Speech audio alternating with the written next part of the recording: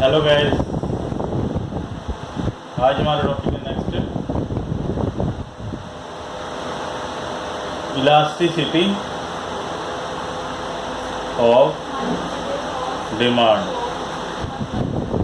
Law of demand हमने कर लिया लास्ट लेक्चर में।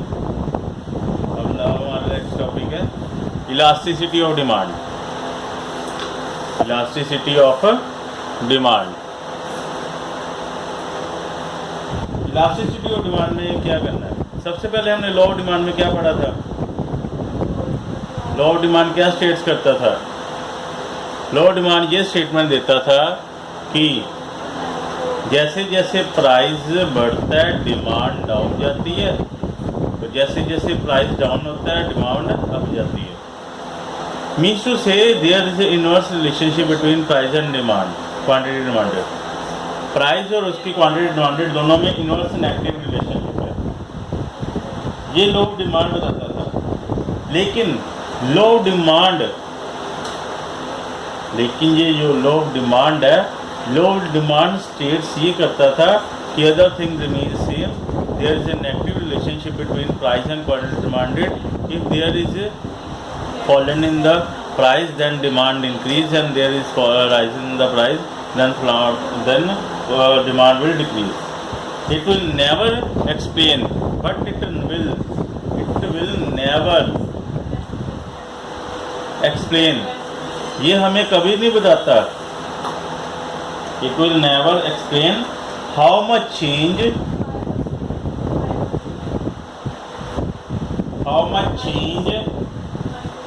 has come in demand। Demand में कितना चेंज होगा due to change in price. अगर प्राइस में चेंज हुआ तो डिमांड में कितना चेंज होगा, हाउ मच, इसके बारे में कभी नहीं बताता। ये आंसर हमें क्या कौन देता है? Elasticity of demand. The answer about the question how much change is given by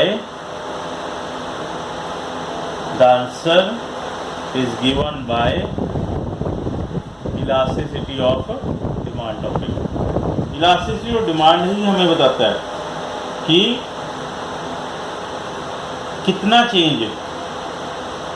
कितना हमारे प्राइस में चेंज होगा, उसके अकॉर्डिंग डिमांड में कितनी तब्दीली होगी। यानी कि जो लॉ ऑफ डिमांड है,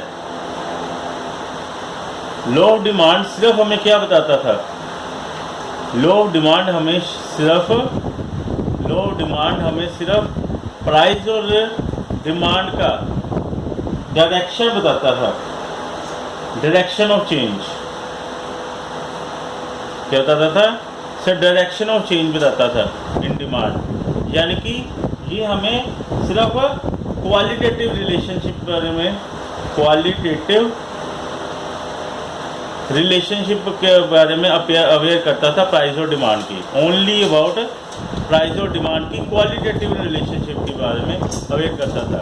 लेकिन जो हमारा इलास्टिसिटी ऑफ डिमांड है, elasticity of demand, elasticity of demand explains, elasticity of demand क्या करता है? एक्सप्लेन्स द क्वांटिटेटिव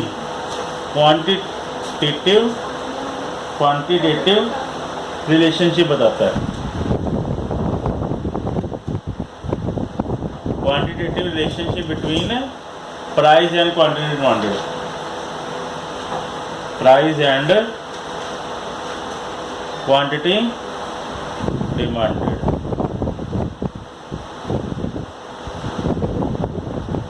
यानी कि elasticity of demand explains how much change has come in demand due to the change in price. It tells about the explains about the quantitative relationship with price and demand। means to say, it means in simple wording में हम क्या कह सकते हैं? It means elasticity of demand measures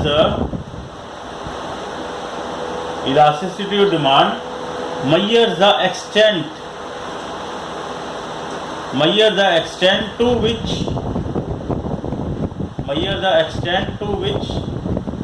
quantity demanded of a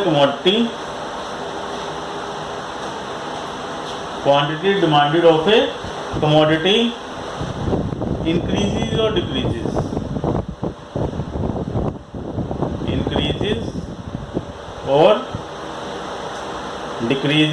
क्यों? in response to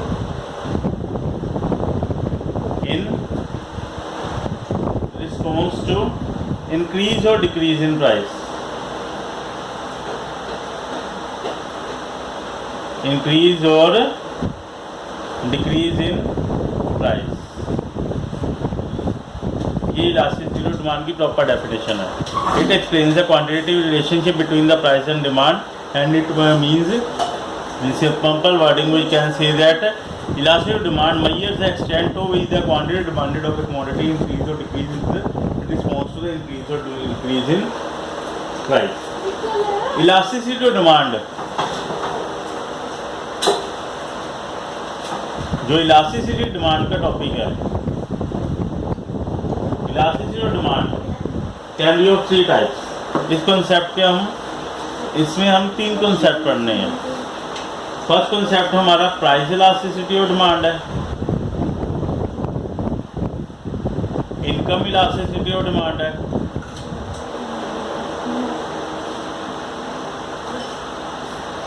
और cross elasticity of demand है. सबसे पहला टॉपिक है हमारा price elasticity of demand. It's very very important. Price elasticity of demand, इसकी प्रॉपर पहले definition क्या है? The price elasticity of demand is the ratio of percentage change in quantity demanded, percentage change in quantity demanded, percentage change in quantity demanded to percentage change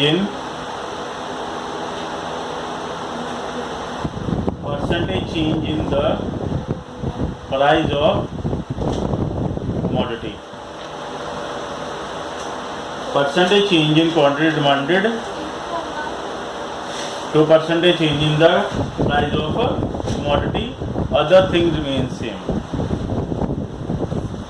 Other things remain same. यानी कि price elasticity of demand is the ratio. किसकी ratio है? Change in quantity demanded as divided by the change in price of commodity. यानी कि अगर इसको हम लिखें तो elasticity of demand is equal to negative of percentage change in quantity demanded as divided by percentage change in price. Now question arises, why we put the sign here minus sign? Minus sign क्यों put करते हैं यहाँ पर? Elasticity of demand के फॉर्मूले में minus sign क्यों put करते हैं? because of inverse relationship between price and demand. Because of inverse or negative relationship between price and demand. Price और डिमांड में दोनों में उल्टे रिलेशन की वजह से हम माइनस का साइन स्पेशली पुट करते हैं. ठीक है, ये हमारा हो गया इलास्टिसिटी ऑफ डिमांड. पहले इलास्टिसिटी ऑफ डिमांड के 3 टॉपिक है, प्राइस इलास्टिसिटी, इनकम इलास्टिसिटी और क्रॉस इलास्टिसिटी. फर्स्ट टॉपिक है हमारा प्राइस इलास्टिसिटी ऑफ डिमांड. अब इस प्राइस इलास्टिसिटी का मेन डिमांड का फॉर्मूला है change in quantity demand as divided by the change in quantity change in price. Now going to the next topic, that is what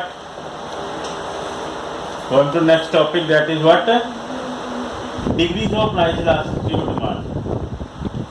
It's very important, degrees of price elasticity of demand. Degrees of price elasticity of demand.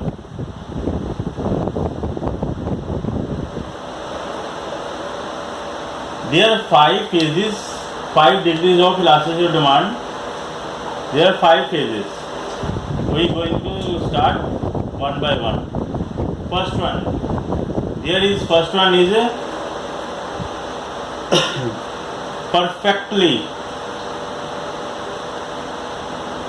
perfectly elastic demand. पहला है हमारे पास perfectly elastic demand. Perfectly elastic demand का क्या मतलब है कि हमारी जो डिमांड है प्रॉपर्ली स्ट्रेच हो चुकी है. एक माइनर सा भी चेंज प्राइस में, अगर माइनर सा भी चेंज करेंगे ना तो इसकी डिमांड बिल्कुल जीरो पे आगे गिर जाएगी. माइनर सा भी चेंज करेंगे तो इसकी डिमांड बिल्कुल जीरो पे आगे गिर जाएगी.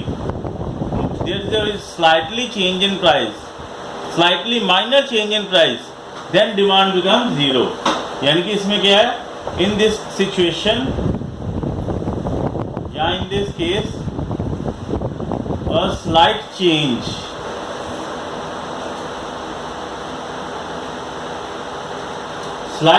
in price causes an infinite change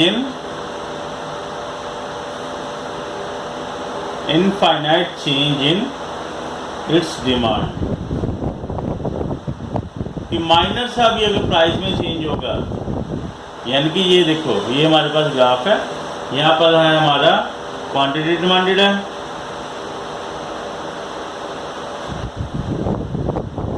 यहाँ पर है प्राइस. मान लो कि पहले हमारे पास ओपी प्राइस है. ओपी प्राइस पे हम ओक्यू क्वांटिटी भी खरीद सकते हैं. इसी प्राइस पे ओक्यू क्वांटिटी खरीद लो. इसी प्राइस पे ओक्यू 1, ओक्यू 2, ओक्यू 3, ओक्यू 4. यानी कि हमारी डिमांडेड एज हमारी डिमांड लगातार बढ़ती जाएगी इसी प्राइस पे. अगर माइनर सा भी प्राइस चेंज होगा तो हमारी डिमांड में बहुत ज़्यादा अंदर आ जाएगा. यानी कि हमारी जो इलास्टिसिटी और डिमांड है इन्फिनिटी है कि इस प्राइस पे हम जितना मर्जी डिमांड कर लें, इस प्राइस पे हम जितनी मर्जी डिमांड कर लें. एक एग्जांपल, एक छोटी सी एग्जांपल लेते हैं, हमारी डेली रूटीन की एग्जांपल है. जस्ट एक मैगी है,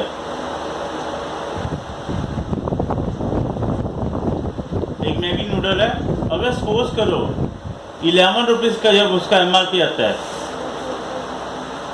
जब 10 रुपये का रेट होता है, यानी कि अगर सपोज करो OP अगर 10 रुपये मैगी का रेट है तो 10 रुपये पे लगातार उसकी डिमांड लगातार निकलती रहती है. अगर माइनर सा भी, यानी कि अगर 11 रुपये जिस दिन रेट हो जाएगा उस दिन उसकी क्वांटिटी डिमांडेड बिल्कुल ज़ीरो आ जाएगी. यानी कि मैगी की डिमांड खत्म होके उसकी जगह यिप्पी या और कोई नूडल ले लेगा. ऊपर वाले 1 रुपया, यानी कि माइनस स्लाइटली चेंज हुआ प्राइस में मैगी का, और उसकी डिमांड, मैगी की डिमांड बिल्कुल ज़ीरो हो गई. ठीक है. और इसी की है कि इस डिमांड के पे हम मैगी की अगर 10 रुपये रेट है, उस डिमांड में हम लगातार मैगी की डिमांड जितनी मर्जी बढ़ जाए उसी रेट पे. इसी को सिचुएशन को बोलते हैं परफेक्टली इलास्टिक डिमांड. इस केस में हमारा प्राइस का ग्राफ हमेशा एक्स एक्सिस के हमेशा क्वांटिटी डिमांडेड के पैरेलल होता है और इलास्टिसिटी डिमांड हमेशा इन्फिनिटी पाई जाती है. सेकंड केस है हमारा perfectly inelastic. Perfectly inelastic demand. Perfectly inelastic demand का क्या मतलब है?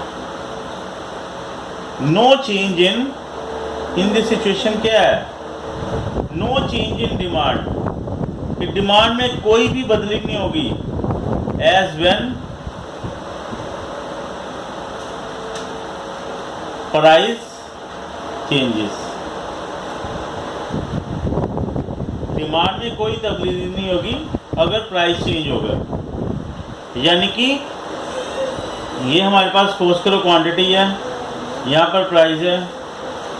अगर ओपी प्राइस है तो भी हमारी डिमांड ओ क्यू ही है। OP1 प्राइस आ जाता है, हमारी डिमांड ओ क्यू ही है।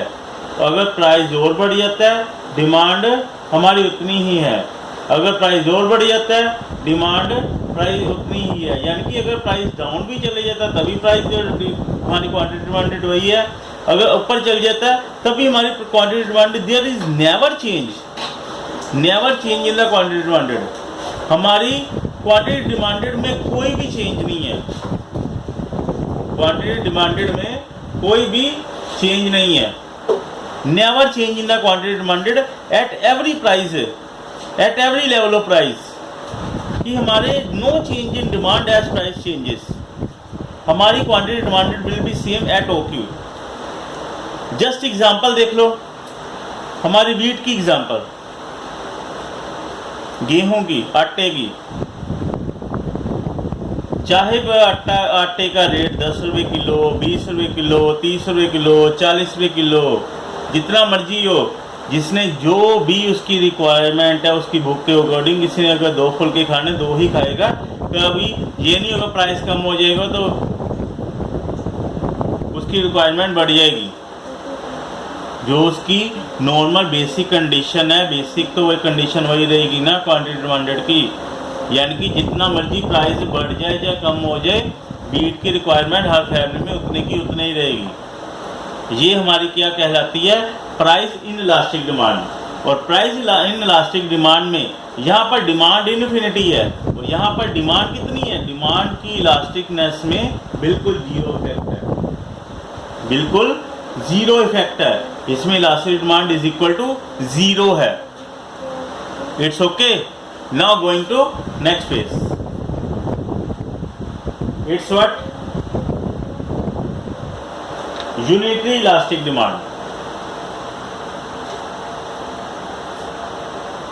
Unitary elastic demand. Unitary elastic demand में क्या होता है कि हमारे जो चेंज होता है ना दोनों का proportionate change, proportionate change in demand. हमारा जो प्रपोर्शनेट चेंज इन डिमांड होता है वो बिल्कुल इज इक्वल टू होता है। किसके इक्वल होता है? Equal to the proportionate change in price. कि हमारे जो प्रपोर्शनेट चेंज इन डिमांड है प्रपोर्शनेट चेंज इन प्राइस के बिल्कुल इक्वल होता है। और इस केस में हमेशा इलास्टिसिटी डिमांड 1 के इक्वल होती है। यानी कि इनका दोनों का रिलेशन सेम है। जैसे परसेंटेज चेंज इन डिमांड और परसेंटेज चेंज इन प्राइस अगर दोनों ही सेम हो गए, 10 का ऊपर गैप आ रहा है 10 का नीचे गैप आ रहा है, यानी कि दोनों की इलास्टिसिटी डिमांड 1 आएगी। इसी को ग्राफ के अकॉर्डिंग प्रॉपर देखते हैं कैसे है। देखो यहाँ पर क्वांटिटी है और यहाँ पर प्राइस है। इस केस में अगर मान लो कि हमारा प्राइस ओपी है, ओपी प्राइस के पीछे हमारा अगर प्राइस ओपी है तो हम डिमांड कर रहे इतना ओपी। अगर ओपी प्राइस है तो डिमांड हमारी कितनी ओपी। अगर सपोज करो हमारा प्राइस बढ़ जाता है, प्राइस बढ़ जाता है, अगर ओबियस है प्राइस बढ़ेगा और लो डिमांड क्या करता है हमारी क्वांटिटी डिमांडेड कम हो जाएगी। अब ये जो चेंजेस आ रहा है इसमें यानी कि ये जो चेंज है प्राइस का, ये चेंज प्राइस का और ये चेंज क्वांटिटी का, ये दोनों सेम है। यानी कि अगर सपोज करो यहाँ पर 10 20 10 20, यहाँ पर कितना गैप आया है? 10 रुपये ही क्वांटिटी डिमांड में गैप है, 10 रुपये ही हमारे प्राइस में गैप है। अगर दोनों को चेंज करेंगे तो हमारा 1 ही आएगा। यानी कि दोनों का जो गैप है ये दोनों हमेशा 1 आएगा। और इस केस में अगर ग्राफ हम बनाएंगे तो ये हमेशा डिमांड ग्राफ हमेशा डाउन जाता है, और इस केस में इलास्टिसिटी इज इक्वल टू 1 ही आएगी। It's okay. Now going to next. अब हमने कर लिया perfectly elastic demand, perfectly inelastic demand, unitary elastic demand. हमारा फोर्थ केस है, अब फोर्थ केस है more elastic demand. More elastic demand.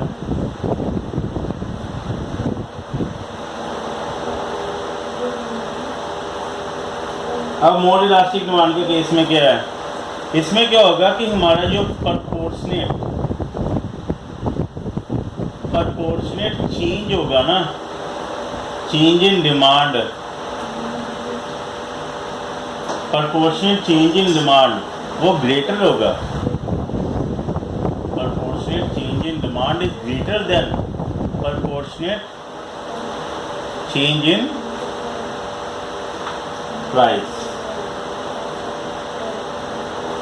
कि हमारी जो डिमांड ज़्यादा बढ़ेगी प्राइस के मुकाबले,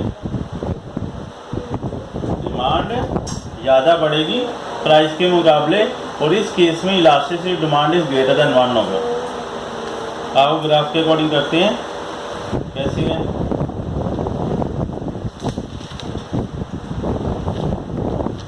इस केस में हमारा जो ग्राफ बनता है इलास्टिसिटी का जो ग्राफ है, इट्स डिमांड कर्व है हमारा जो, it's parallel to X axis. इस केस में हमारा जो डी ग्राफ है पैरेलल टू वाई एक्सिस। इस केस में प्रॉपर रेक्टेंगुलर हाइपरबोला बन रहा है, रेक्टेंगुलर हाइपरबोला बन रहा है जो डिमांड कर्व है। और इस केस में देखो क्या बनेगा, यहाँ पर क्वांटिटी डिमांडेड, यहाँ पर प्राइस। मान लो कि हमारे पास ये 10 20 30, और इसी के अकॉर्डिंग 10 20 और 30। मान लो कि पहले हमारा प्राइस था 30 प्राइस के अकॉर्डिंग हम 30 प्राइस था तो हम 10 क्वांटिटी ले रहे थे, ठीक है। एट 30 प्राइस, अगर प्राइस 30 था तो डिमांड कितनी थी? 10 पीसेस की, ठीक है। अब मान लो कि हमारा प्राइस हमारा 10 से 30 से 15 पे आ जाता है, 30 से 15 पे आ जाता है, हाफ पे आ जाता है। नहीं, मान लो कि 20 पे आ जाता है, 20 पे आ जाता है। लेकिन हमारी जो डिमांड है ज़रूरत से ज़्यादा बढ़ जाती है। जितनी प्रपोर्शनेट बढ़नी चाहिए उससे ज़्यादा बढ़ जाएगी। यानी कि अगर प्राइस 20 पे आ जाएगा तो डिमांड कितनी है? 30 पे है, ठीक है। यहाँ प्राइस का कितना गैप है? 10 का। प्राइस के यहाँ पर डिमांड का कितना गैप है? 20 का।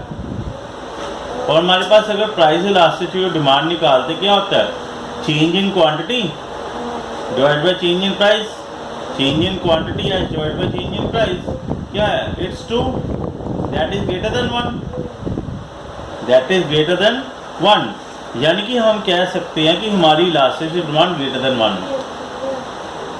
अगर ग्रेटर देन 1 का ग्राफ प्रॉपर बनाएंगे, इस केस में अगर हम ग्राफ बनाएंगे तो हमारा ग्राफ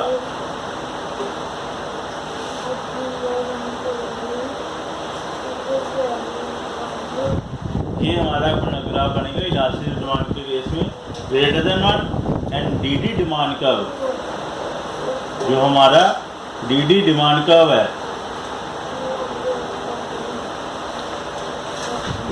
डीडी डिमांड कर्व है स्लोपिंग, जो उसका स्लोप है वो फ्लैटर स्लोपिंग होगा,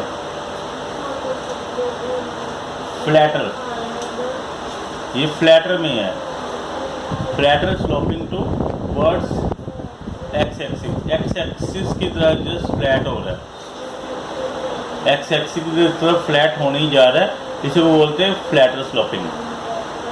ठीक है, आगे नेक्स्ट वन है हमारा fifth one, that is what, less elastic demand, less elastic demand. अब लेस इलास्टिक डिमांड के केस में क्या होगा, बिल्कुल उससे उल्टा है। यहाँ पर क्या होगा कि जो प्रोपोर्शनेट चेंज है, proportionate change in demand, demand का जो प्रोपोर्शनेट चेंज है is less than proportionate change in price.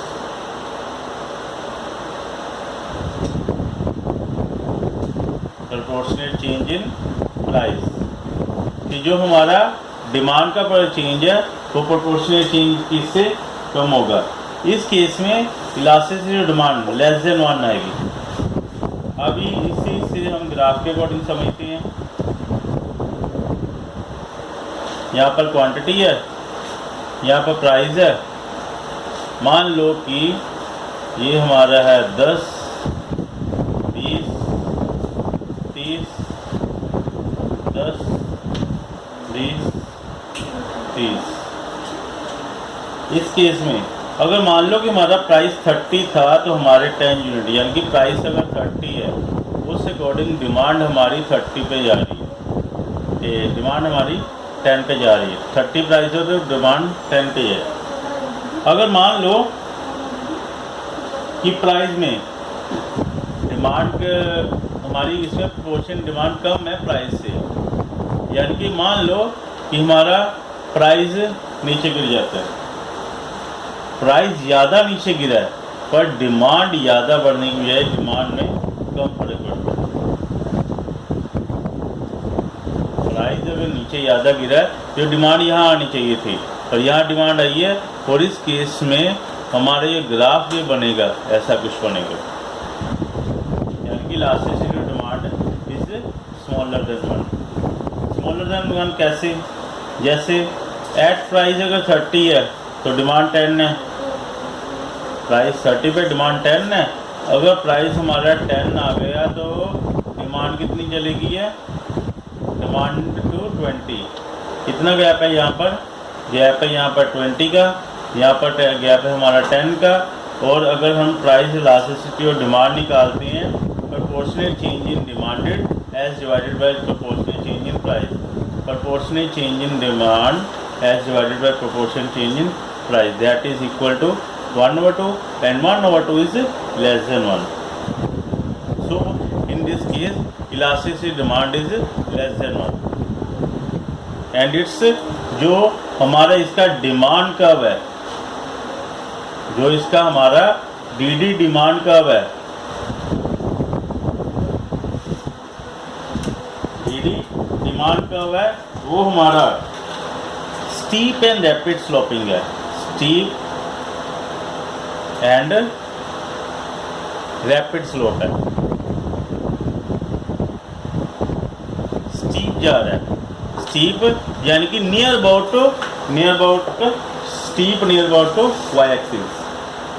Flatter हो तो ये हमेशा फ्लैटर के केस में हम क्या कहते हैं, एक्स एक्सिस के ऊपर नियर अबाउट एक्स एक्सिस के कोइंसिडेंट होने जा रहा है। और स्टीप बोलते हैं तो ये y एक्सिस के ऊपर कोइंसिडेंट होने जा रहे हैं, ठीक है। ये हमारा क्या होता है, स्टीपर एंड ये इज फ्लैटर, ठीक है। Now this it's finishes your the portion of degrees, portion of degrees. ये हमारा फर्स्ट पोर्शन खत्म हो गया चैप्टर का। It's elasticity of demand. अब हम करेंगे next topic, measurement of elasticity demand in the next lecture. Okay bye, thank you.